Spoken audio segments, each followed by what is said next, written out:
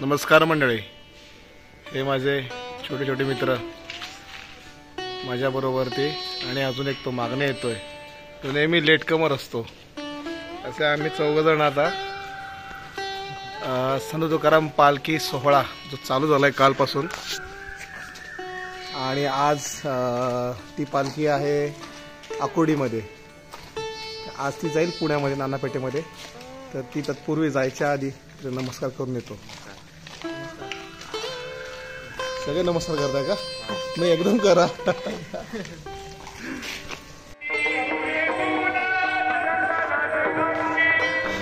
हा बराच वेळ चालल्यानंतर, घरापासून चालत आल्यानंतर आणि थोड्याशा हलक्या पावसाच्या सरी अनुभवल्यानंतर आम्ही येऊन पोचलो आहे आमच्या आकुर्डीमधल्या विठ्ठलवाडीमध्ये, जिथे हे पवित्र असं सुंदर विठ्ठल मंदिर आहे.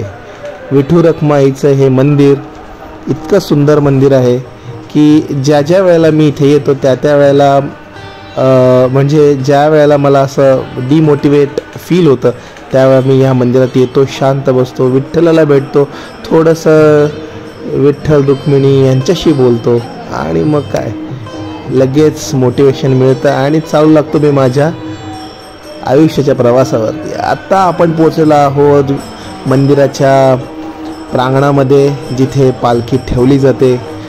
सुंदर असं हे दृश्य, जिथे एका बाजूला संपूर्ण वारकरी संप्रदाय भजन कीर्तनात तल्लीन झालेले असतात, आणि आमच्यासारखे सगळे जे भक्त आहेत आकुर्डीतले, आकुर्डीच्या आजूबाजूच्या भागातले, ते या पालखीचं दर्शन घेण्यासाठी आलेले आहेत. आणि तुमच्यासाठी एकदम एक्सक्लुझिव्ह समोरच असं या माझ्या व्हिडिओतून तुम्हाला संत तुकाराम महाराज यांच्या पावलांचं दर्शन मिळेल. कित्येक जणांच्या व्हिडिओमध्ये सुद्धाही मिळेल तुम्हाला, कारण आपण सगळे हे तुकाराम महाराजांचे भक्त आहोत. त्याच्या पुढेही जाऊन आपण विठ्ठल रुक्मिणी यांचे भक्त आहोत, आणि ह्याच विठू रखुमाईच्या गजरामध्ये आपण आता ह्याच्या पुढचा व्हिडिओ पाहूया. इथे जर तुम्ही पाहाल तर आता तुम्ही जे पाहणार आहात तिथे आहे हा मेन गाभारा या मंदिराचा, जिथे विठू रखुमाईची मूर्ती ठेवलेली आहे, ज्याला आम्ही असंख्य आकुर्डीकर आणि आजूबाजू सगळे लोक इथे नमस्कार करतो आणि आपल्या आयुष्यामध्ये पुढे पुढे जात असतो. आता तुम्ही अनुभवाल सुंदर असं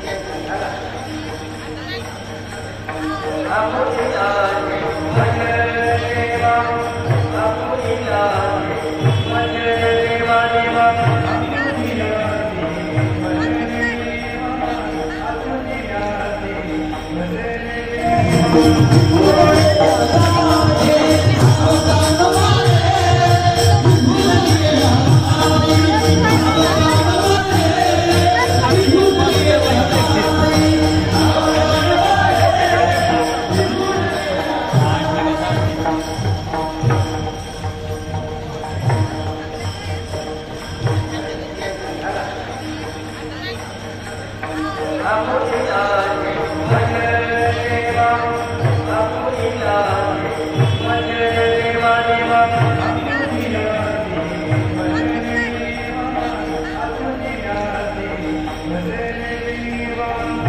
अशा प्रकारे संत तुकाराम महाराज यांचा जो पालखी सोहळा, त्याचा जो पहिला थांबा आकुर्डी येथे असतो, तिथला हा जो सोहळा संपन्न झालेला आहे. पालखीचं उत्तम दर्शन सकाळी 3 वाजता झालेलं आहे.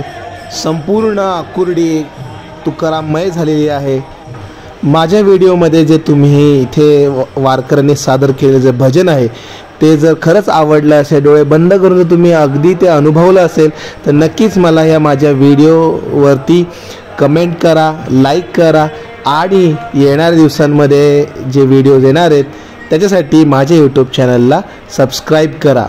आपलं नेहमीचंच वाक्य, कराल कष्ट तरच वाद श्रेष्ठ. जय श्रीराम, जय महाराष्ट्र.